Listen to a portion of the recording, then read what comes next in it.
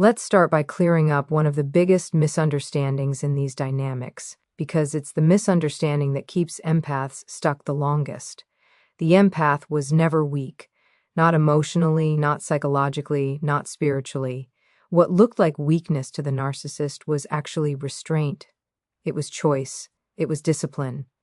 And it was a deep commitment to values that the narcissist simply does not have. An empath walks into relationships carrying an extraordinary capacity to feel, to understand, to see nuance. They don't just hear words, they hear tone. They don't just see behavior, they sense intention. They notice shifts, inconsistencies, emotional undercurrents. That level of perception is not a flaw, it's power. But early on, that power is aimed outward instead of inward. The empath uses it to understand others, to give the benefit of the doubt, to explain away harm, to translate cruelty into pain, manipulation into insecurity, abuse into they're just struggling. And that's where restraint comes in. The empath feels the hit, but they soften the blow for the other person. They sense the disrespect, but they tell themselves it wasn't intentional. They notice the lie, but they convince themselves it's complicated. Over and over again, the empath restrains their natural self-protective instincts in the name of compassion. They delay consequences. They absorb damage quietly. They stay calm when it would be justified to walk away. They forgive when walking away would actually be healthier. The narcissist mistakes this restraint for weakness. They think, you didn't react, so it must not matter. Or worse, you didn't react, so I can do it again. They interpret patience as permission. They read empathy as tolerance. They believe the empath stays because they can't leave, not because they are choosing not to. But here's the part the narcissist never understands. Restraint has a limit. The empath is not numb. They are not unaware. Every dismissal, every manipulation, every subtle jab is being registered. It's being stored. It's being processed slowly, quietly, internally. Empaths don't erupt early because they're still trying to understand. They're still hoping context will change behavior. They're still believing that communication will fix something that was never rooted in misunderstanding in the first place. So while the narcissist feels powerful, dominant, in control, something very different is happening under the surface. The empath is learning. They're seeing patterns. They're noticing that apologies don't lead to change. They're realizing that explanations don't lead to accountability. They're recognizing that their emotional labor is endless and one-sided. And one day something shifts. It's rarely dramatic. There's no explosion, no big speech, no final argument that feels satisfying. It's quieter than that. The empath simply runs out of emotional justification. They stop making excuses in their own mind. They stop reframing harm into something more tolerable. They stop trying to earn basic decency. This is the moment restraint ends. And when restraint ends, the empath doesn't suddenly become cruel or vindictive. They become clear. They become grounded. They become self-directed. And that is far more dangerous to a narcissist than anger ever could be. Because anger still engages. Anger still feeds the dynamic. Anger still proves that the narcissist has access to your emotional core. But clarity shuts the door. A fed-up empath doesn't need to prove anything anymore. They don't need the narcissist to understand. They don't need validation. They don't even need an apology. They simply see the situation for what it is and respond accordingly. And that response often looks boring from the outside. Less emotion, fewer words, firmer boundaries, more distance. The narcissist feels this shift immediately, even if they can't articulate it. Suddenly, their usual tactics don't land. The empath isn't explaining themselves. They aren't chasing resolution. They aren't reacting with the same emotional intensity. And that's when the narcissist gets uneasy, because the empath's power was never loud, it was stabilizing. It was the emotional glue holding the entire dysfunctional system together. Restraint kept the relationship functioning. Restraint absorbed the chaos. Restraint prevented consequences. And when restraint disappears, the narcissist is left facing something they've avoided their entire lives: accountability, emptiness, and loss of control. This is why a fed-up empath is more dangerous than the narcissist ever anticipated. Not because they attack, but because they withdraw their energy with intention. They stop cushioning the narcissist from reality. They stop translating bad behavior into something palatable. They stop sacrificing themselves to preserve the illusion of harmony. And let me be very clear about something here, because empaths struggle with this part. Ending restraint is not becoming heartless, it is becoming healthy. It is redirecting empathy back toward yourself. It is recognizing that compassion without boundaries is self-erasure. It is understanding that your nervous system deserves safety just as much as anyone else's feelings. The narcissist will often try to provoke you back into your old role. They may escalate, they may guilt you, they may accuse you of changing, becoming cold, becoming selfish. That's not an insult, it's confirmation. You did change, you stopped restraining your self-respect. And once that happens, there's no going back to who you were before. You can't unknow what you now see. You can't re-minimize harm. You can't unfeel the exhaustion of years spent managing someone else's emotional deficits. So if you're sitting here wondering why everything feels different now, why your tolerance is gone, why your patience feels thinner than it used to be, let me say this plainly. You didn't lose your empathy, you reclaimed your power. And when an empath stops restraining themselves to keep someone else comfortable, the dynamic doesn't just shift, it ends. One of the most unsettling moments for a narcissist is not when you yell, not when you cry, not even when you threaten to leave. It's the moment you stop explaining yourself. Because for a narcissist, explanations are oxygen. They thrive on your need to be understood, your urge to clarify, your hope that if you just say it the right way this time, they'll finally get it. And empaths are especially vulnerable here, because explaining feels natural to them. They want clarity. They want mutual understanding.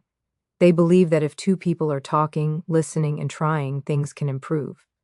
So they explain their feelings carefully. They explain their boundaries gently. They explain why something hurt instead of simply naming that it did. They explain context, intent, emotions, history. They explain and explain and explain. At first, it feels reasonable. Healthy relationships involve communication, right? But this isn't healthy communication. This is emotional labor being extracted from you under the illusion of dialogue. A narcissist doesn't listen to explanations to understand you. They listen to gather data. They're clocking your vulnerabilities. They're learning which words soften you, which insecurities keep you engaged, which fears pull you back into the conversation. Every explanation you give becomes a map for future manipulation. And still, the empath keeps explaining, because deep down there's this belief if they just get it, they'll change. If they truly understand the impact, they'll care. If they see how much pain this causes, they'll stop. But over time, something becomes impossible to ignore. You start realizing that you've explained this before, many times, in different ways, with different tones, with calm, with tears, with logic, with compassion. And nothing actually changes. The behavior repeats, the apologies stay vague, the accountability never comes. That's when the fatigue sets in. The empath begins to feel something unfamiliar, not anger but exhaustion, the kind of exhaustion that comes from talking to a wall that occasionally nods, from having conversations that go in circles, from realizing that every discussion somehow ends with you defending yourself, justifying your needs, or apologizing for how you expressed hurt. And slowly, quietly, something clicks. You understand. That the problem was never how well you explained it. The problem is who you were explaining it to. This is the moment the game changes. When an empath stops explaining, it's not because they have nothing left to say. It's because they've said everything that needed to be said, and it didn't matter. Silence replaces justification. Short answers replace emotional essays. Boundaries replace debates. And to a narcissist, this is deeply destabilizing, because now there's no argument to win, no confusion to create, no emotional storm to stir. They can't twist your words if you're not offering any. They can't drag you into circular reasoning if you're no longer participating. You might say less. You might simply state what you will or won't tolerate, or you might say nothing at all. And that absence of explanation feels threatening to someone who survives on control. The narcissist may respond by pushing harder. They'll demand answers, accuse you of shutting down, call you cold, distant, immature, or unfair. They may suddenly want communication now that you're no longer offering it freely. But this isn't a desire for connection. It's panic, because explanations kept you emotionally accessible. Explanations kept you engaged. Explanations gave them leverage. And without them, the narcissist is left with something they despise, limits they cannot negotiate. For the empath, this shift often feels uncomfortable at first. You might feel guilty. You might feel rude. You might worry that you're being unfair or unkind. That's because you were conditioned to believe that constant explanation equals goodness and silence equals cruelty. But here's the truth. You do not owe endless explanations to someone who consistently ignores them. Healthy people don't need repeated explanations to respect your boundaries. They may ask once, they may need clarity, but they don't require you to bleed emotionally just to be taken seriously. When you stop explaining, you're not punishing anyone. You're conserving yourself. You're choosing clarity over chaos. You're stepping out of a dynamic where your emotional energy was being consumed without return. And the narcissist feels this loss immediately. They feel it in the sudden lack of access to your inner world. They feel it when their usual provocations don't get a reaction. They feel it when conversations end quickly instead of spiraling into hours of confusion.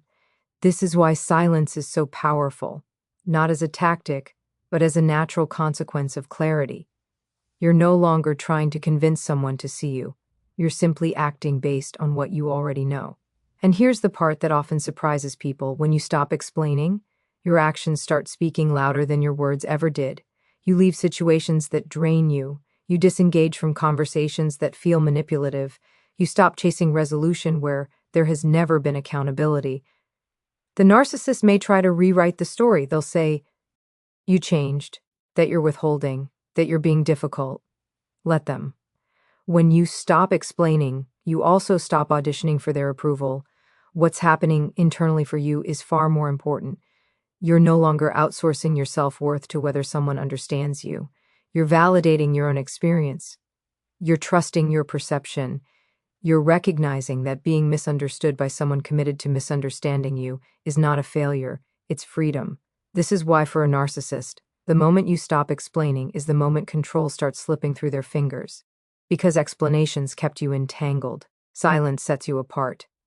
And once an empath realizes they don't need to explain themselves to be worthy of respect, the dynamic doesn't just weaken, it collapses.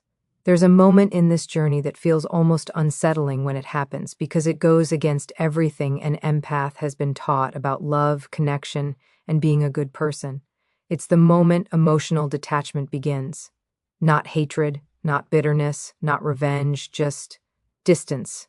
And for a narcissist, this is the most dangerous shift of all. A narcissist does not fear your anger the way you think they do. Anger still proves you care. Tears still prove they matter. Even disappointment keeps them emotionally relevant. As long as they can evoke a feeling in you, they have access, they have supply, they have leverage. Emotional intensity, positive or negative, keeps the bond alive. Detachment severs that bond. For empaths, detachment doesn't happen overnight. It's not a switch you flip. It's a slow dimming. You still show up at first, you still respond, you still try. But something inside you starts pulling back. The emotional urgency fades. The need to fix, soothe, explain, or rescue begins to weaken. You start noticing that you're less reactive, less invested in the outcome, less shaken by their moods. At first, this can feel wrong. You might tell yourself you're becoming cold, that you're giving up too easily, that you're checking out. But what's actually happening is regulation. Your nervous system is finally stepping out of survival mode. Because make no mistake, being emotionally entangled with a narcissist keeps your nervous system on high alert. You're constantly scanning for shifts in tone, facial expressions, energy. You're anticipating conflict. You're bracing for criticism. You're preparing explanations before anything even happens. That's not love. That's hypervigilance. Emotional detachment is your body saying, I can't live like this anymore. When detachment sets in, you stop personalizing their behavior. Their moods no longer feel like emergencies you must solve. Their silence doesn't trigger panic. Their approval stops feeling like oxygen. You begin to see them more objectively, almost clinically. You notice the repetition, the predictability, the lack of depth, the absence of real accountability. And that clarity creates distance. To a narcissist, this is terrifying. They don't experience emotional closeness the way you do. They experience control, validation, and supply. When your emotions flatten, when your reactions soften, when your investment drops, they feel the ground shift beneath them. Something essential is slipping away, and they don't know how to stop it. They may try to provoke you back into engagement. They might suddenly become crueler, sharper, more dismissive. Or they might swing in the opposite direction, love bombing, apologizing, promising change, suddenly becoming reflective. Both responses are attempts to reestablish emotional access, but detachment doesn't respond to bait. You might notice that their words don't land the same way anymore. Compliments feel hollow. Insults feel irrelevant. Gaslighting feels obvious instead of confusing. You're not arguing your reality anymore. You're observing theirs. And this is where empaths often feel guilty, because detachment feels like withholding. It feels like you're doing something to them. But emotional detachment isn't a punishment. It's a boundary your psyche puts in place when engagement becomes unsafe. You didn't wake up one day and decide to stop caring. You cared for too long without protection. Here's the part that's important to understand. Emotional detachment does not mean you lack empathy. It means you are no longer sacrificing yourself to maintain access to someone who harms you. You can still wish them, you can still understand their wounds. You just stop bleeding to keep them comfortable. And when that happens, the narcissist loses their strongest advantage. Because without your emotional reactions, they can't regulate themselves through you. They can't offload their shame onto your guilt. They can't soothe their insecurity through your reassurance. They are left alone with themselves. And that's what they've been avoiding all along. You'll notice something else as detachment deepens. You start trusting your own internal state more than their narrative. You no longer need them to agree with you for you to feel grounded. You no longer need closure conversations that go nowhere. You no longer chase understanding from someone who has repeatedly shown you they are unwilling or unable to offer it. Your energy shifts inward. And that's why emotional detachment is so destabilizing. It removes the narcissist from the center of your emotional world. They're no longer the reference point. You are. This is also why detachment often looks boring from the outside. There's less drama, less storytelling, less emotional processing allowed. You're not replaying conversations obsessively. You're not analyzing every interaction. You're not trying to win an invisible argument in your head. You're simply done engaging. The narcissist may accuse you of being distant, detached, or uncaring. They may say you've changed. They're right, you have. You stopped performing emotional labor for Omion who never reciprocated it. You stopped offering intimacy without safety. And here's the truth that empaths need to hear clearly. Detachment is not the opposite of love. It's the opposite of enmeshment. It's what allows you to remain humane without being consumed. When emotional detachment takes hold, the power dynamic flips. Not because you dominate, but because you're no longer dependent. And dependence, emotional, psychological, relational, is what the narcissist relied on. They expected your feelings to keep you tethered. They expected your compassion to override your instincts. They expected your hope to keep the door open. Detachment closes that door quietly. No announcement, no confrontation, just an internal shift that changes everything. And once an empath emotionally detaches, the narcissist doesn't lose a partner, they lose their supply. And that loss is something they never truly recover from. Because when you no longer feel pulled into their emotional gravity, they no longer have power over you. There's a moment in this process that feels irreversible when it happens, and that's because it is. It's the moment the empath finally sees the pattern. Not just one incident, not just one argument, not just one betrayal that can be explained away, the whole pattern. And once that picture comes into focus, it never blurs again. Up until this point, the empath has been living in fragments. Each hurt is treated as separate. Each conflict is analyzed on its own. Maybe this time was different. Maybe I overreacted. Maybe if I approach it another way. The empath keeps resetting the emotional clock, believing that the next conversation, the next insight, the next compromise will finally change the trajectory. That's not denial, that's hope. But patterns don't respond to hope. At some point, the empath starts noticing that the same things keep happening, just in different packaging. The same apologies that don't lead to change. The same cycles of closeness followed by devaluation. The same moments where accountability almost appears only to evaporate when it actually matters. Different days, same outcome. And then comes the realization that lands like a quiet thud in the chest. This isn't situational. This is structural. Once the empath sees that, everything shifts. The relationship stops feeling confusing and starts feeling predictable. The chaos stops feeling personal and starts feeling patterned. And that's when the emotional fog lifts. This clarity doesn't arrive dramatically. It often shows up as a strange calm. You stop asking, why would they do this? And start saying, of course they did. You stop being shocked. You stop being blindsided. You start anticipating the behavior before it happens. And that's not cynicism, that's discernment. The narcissist relies heavily on novelty and confusion to maintain control. They benefit when you believe each incident is isolated. They benefit when you keep giving fresh chances without connecting the dots. Patterns are dangerous to them because patterns remove mystery, and mystery is where manipulation thrives. Once the empath sees the pattern, gaslighting loses its power. You're no longer debating whether your perception is accurate. You've seen this movie too many times. You know the script. You know the arc. You even know the ending. And that knowledge is grounding. The empath no longer needs to confront every lie because the lie fits the pattern. They no longer need to unpack every inconsistency because inconsistency is the consistency. The mental gymnastics stop. The internal negotiations stop. The constant self-questioning fades. This is where immunity begins. Because when you see the pattern, you stop responding to the content and start responding to the structure. You don't get pulled into emotional bait. You don't argue details. You don't chase sincerity. You focus on behavior over words.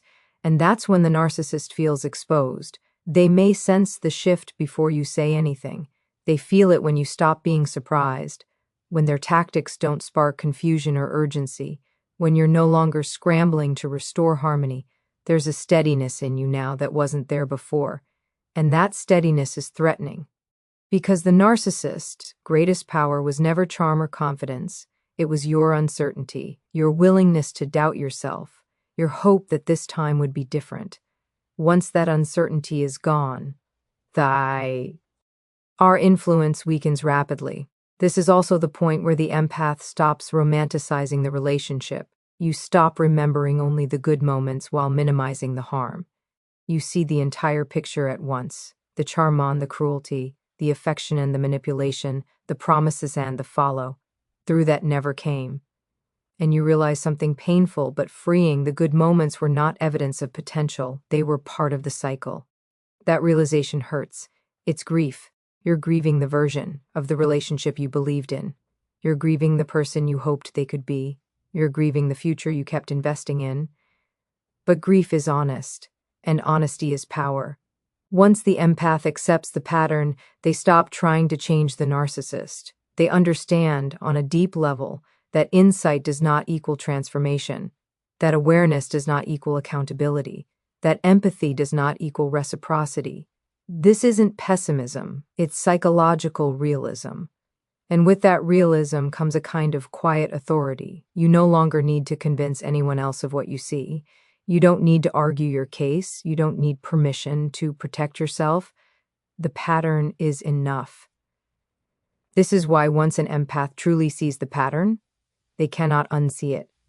You can't go back to innocence. You can't go back to interpreting harm as misunderstanding.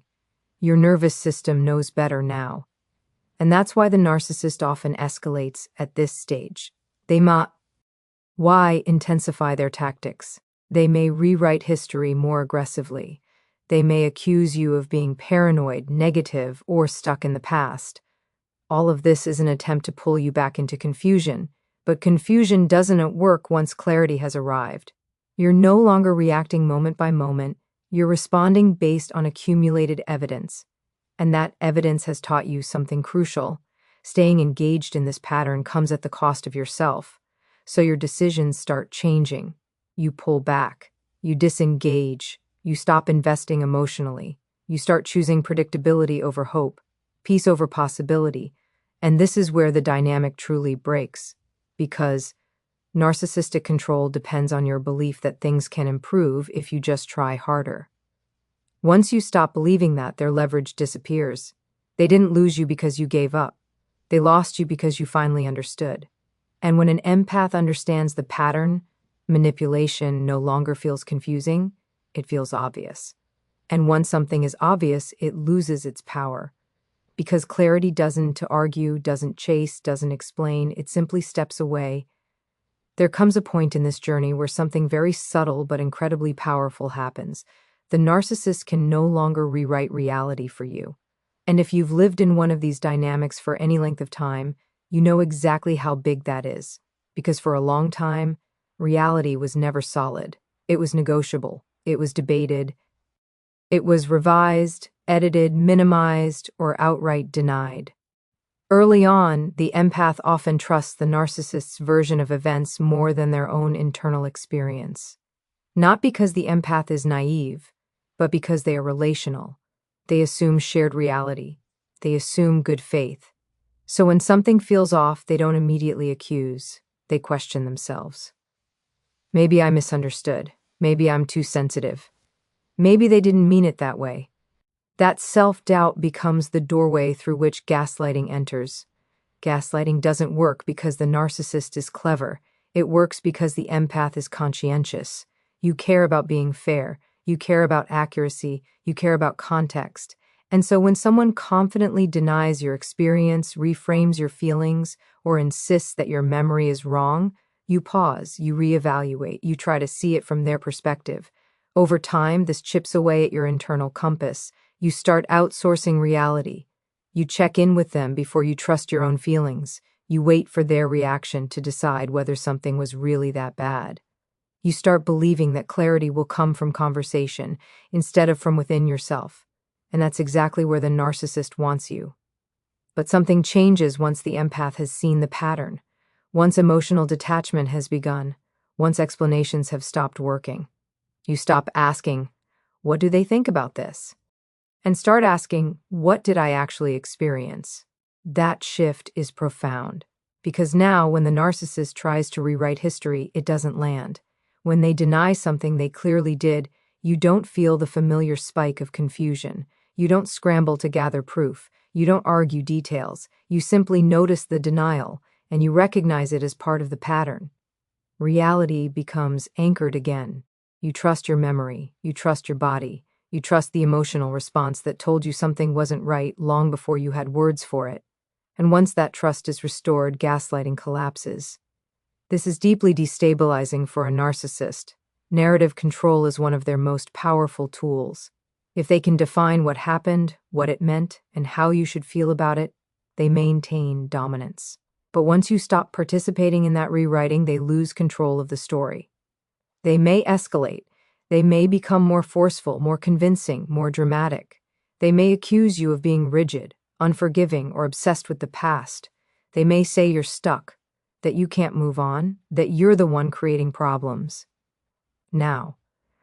But notice something important. These accusations no longer shake you, because you're no longer trying to get them to agree with your reality.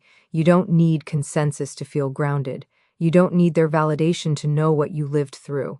Their refusal to acknowledge the truth no longer feels like a personal reject. Ion. It feels like confirmation of who they are, and that's freedom.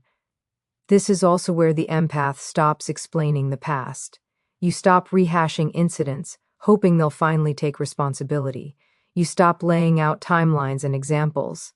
Not because the harm didn't matter, but because you understand something crucial now. If they were capable of accountability, it would have happened already. You're not withholding information. You're withdrawing from futility. At this stage, your relationship to truth becomes very clean. Behavior matters more than words. Patterns matter more than promises. Impact matters more than intent. You don't need to convince anyone of what you know, you simply act accordingly. And this is where the power dynamic truly collapses, because the narcissist can no longer destabilize you by questioning your perception. They can't pull you into endless debates about what really happened. They can't erode your confidence by insisting you're imagining things. You've already walked that road and you know where it leads. Instead, you stay steady. You might respond less.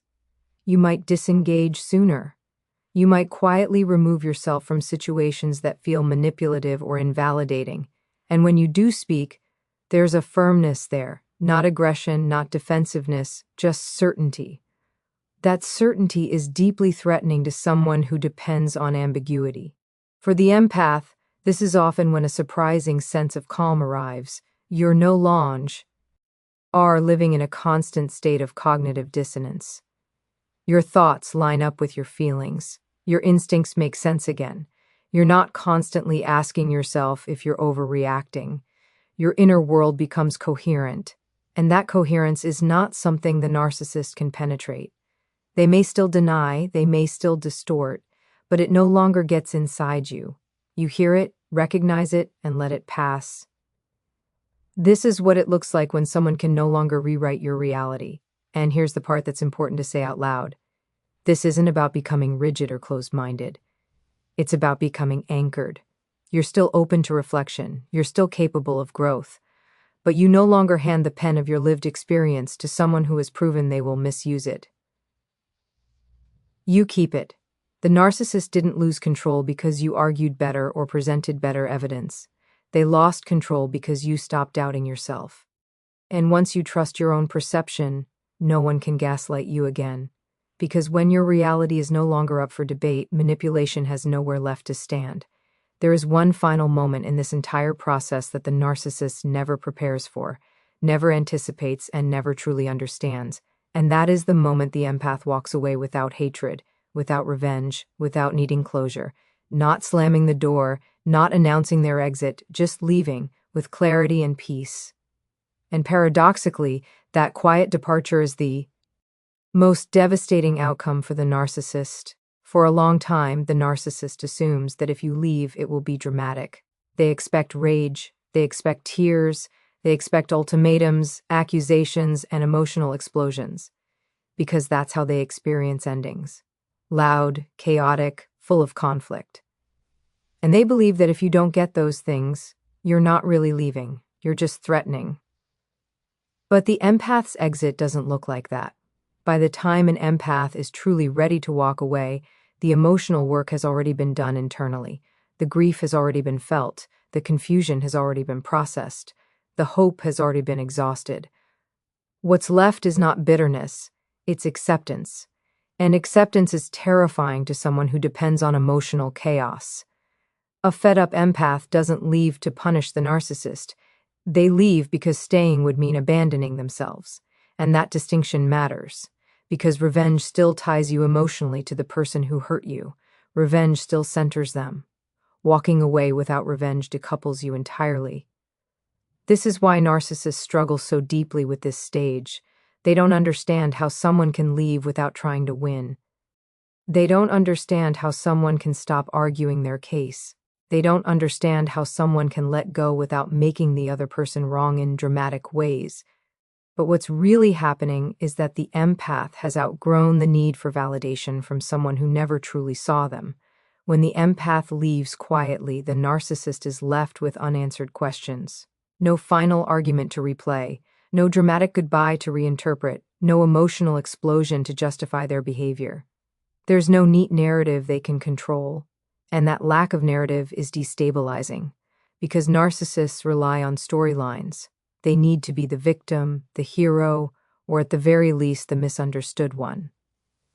But when the empath walks away calmly, there's no obvious role for them to step into. The absence of drama denies them the emotional material they need to rewrite history in their favor.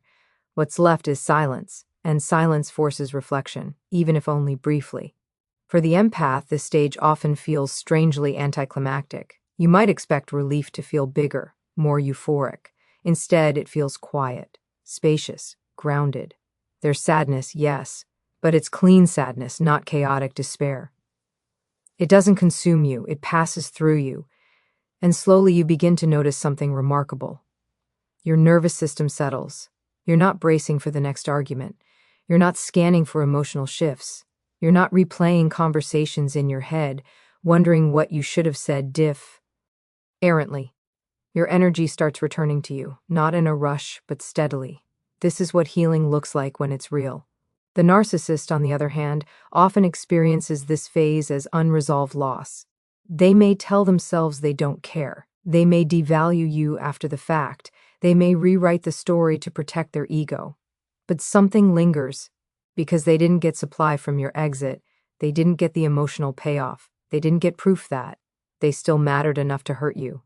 They didn't get to feel powerful at the end. And that's the wound they carry forward. This is why empaths need to understand something very clearly. Your peace is not passive. It is powerful. It's not weak to walk away without revenge.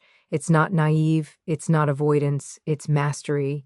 It means you no longer need the narcissist to validate your pain in order for it to be real. You no longer need them to understand in order for you to move on. You no longer need justice delivered through conflict. You chose yourself, and that choice changes everything. Because once an empath reclaims their life, they don't just recover, they transform. They rebuild boundaries. They learn discernment. They stop confusing intensity with intimacy. They start trusting consistency instead of charm. They no longer hand over access to their inner world so easily. The narcissist doesn't get to be part of that next chapter, and that's the final blow. Not that you destroyed them, not that you proved them wrong, but that you moved forward without them being the center of your emotional universe. They expected to remain significant, either loved or hated. What they never expected was to become irrelevant. So if you're standing at the edge of this stage, wondering whether it's okay to leave quietly, let me say this clearly. You do not owe someone your anger in order to justify your departure. You do not owe them closure if every attempt at truth has been dismissed. You do not owe them access to you simply because they once had it. Walking away with peace is not losing, it's winning your life back. And the moment you choose yourself without needing revenge, the narcissist loses the only game they ever knew how to play.